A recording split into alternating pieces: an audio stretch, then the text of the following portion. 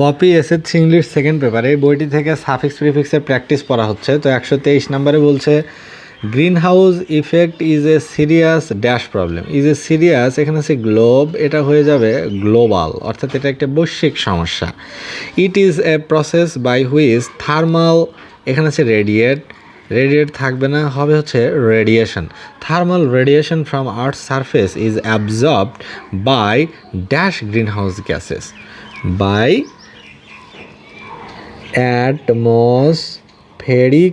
অ্যাটমসফেরিক্যাল আছে, সেখান থেকে হবে atmospherical green house gases. There are many causes of green house effect, অনেক কারণ রয়েছে গ্রিন হাউস এফেক্টের। আর এখানে আছে ডিফরেস্ট, এটা হয়ে যাবে ডিফরেস্টেশন, অর্থাৎ বৃক্ষ নিধন। আর ডিস্ট্রয়িং ফরেস্ট, র্যাপিড, এখানে আছে গ্রো, এখান থেকে হবে growth, rapid growth of unplanned industries, অপরিকল্পিত শিল্প কারখানার বিস্তার, evaporation, pollution, increase of temperature etcetera green house ইফেক্টের জন্য দায়ী। আর the dash green house effect,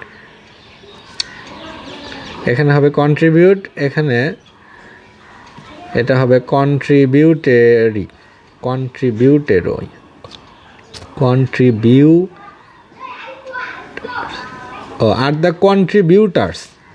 are the কন্ট্রিবিউটার্স মানে হচ্ছে, কন্ট্রিবিউটার মানে হচ্ছে যারা অবদান রাখে, তাহলে এরা হলো contributors to green house effect. Too many people need dash things for their dash, too many people need, এখানে আছে অ্যাড, এটা হবে অ্যাডিশনাল থিংস ফর দেয়ার, এখানে আছে সারভাইভ, এটা হবে সারভাইভাল, তাদের সারভাইভালের জন্য, অস্তিত্বের জন্য।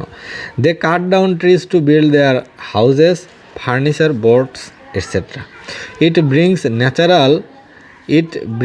ন্যাচারাল ইমব্যালেন্স, এখানে আছে ব্যালেন্স, এটা হবে ইমব্যালেন্স, অর্থাৎ ভারসাম্যহীনতা, প্রাকৃতিক ভারসাম্যহীনতার সৃষ্টি করে। We all must be dash to reduce it, we all must be careful, আমাদের এই বিষয়ে সবাইকেই সচেতন থাকতে হবে গ্রিন হাউস এফেক্টের বিষয়ে।